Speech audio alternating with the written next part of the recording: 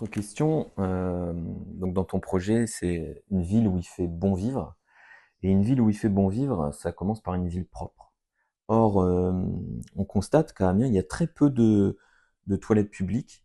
Est-ce que tu peux nous faire un état des lieux des toilettes publiques et puis quelle sera ta politique à ce sujet?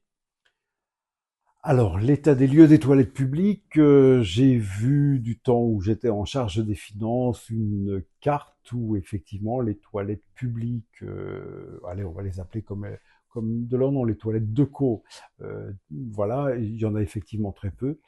Et surtout, ça coûte énormément d'argent à la collectivité. Et je pense qu'il est possible de faire différemment et de faire mieux.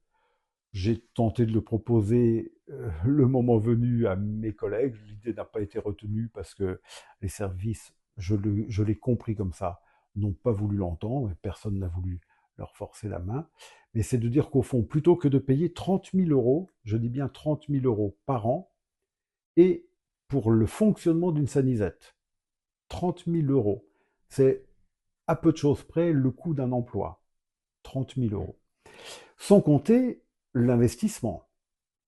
Donc tout ça nous amène à des sommes absolument considérables pour cette question-là, qui est une vraie question, mais qui n'est quand même pas la question essentielle à laquelle Amiens devra répondre dans les années qui viennent.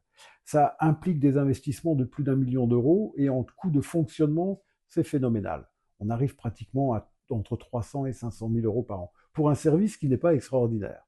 Alors que je pense vraiment que l'on pourrait passer des accords avec des bars et leur dire, eh bien voilà, vous ouvrez en l'annonçant par un panneau son qui serait sur la devanture, vous ouvrez vos toilettes, y compris à des personnes qui ne sont pas vos clients, qui d'ailleurs pourraient à l'occasion trouver intéressant de s'arrêter prendre un café ou un verre de je ne sais pas quoi.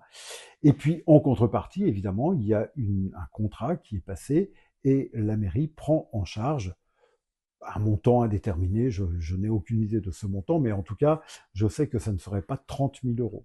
Voilà.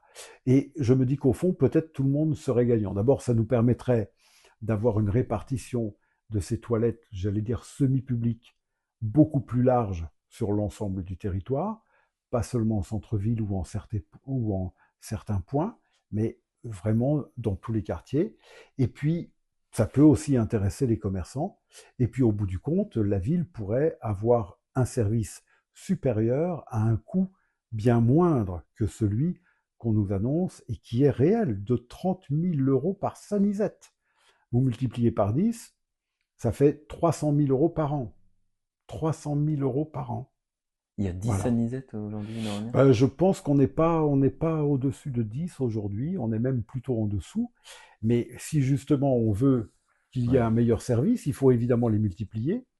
Donc il faut non seulement les construire, apporter les réseaux, etc., etc., etc., et en plus le coût est exorbitant. Enfin franchement, on a quand même autre chose à faire avec de l'argent public. Alors que même si il y a vraiment un service à rendre, et ça je ne le conteste absolument pas, on doit pouvoir trouver un accord. D'ailleurs ça se fait dans beaucoup d'autres villes, hein, de taille comparable à celle d'Amiens. Il y a un accord avec des bars.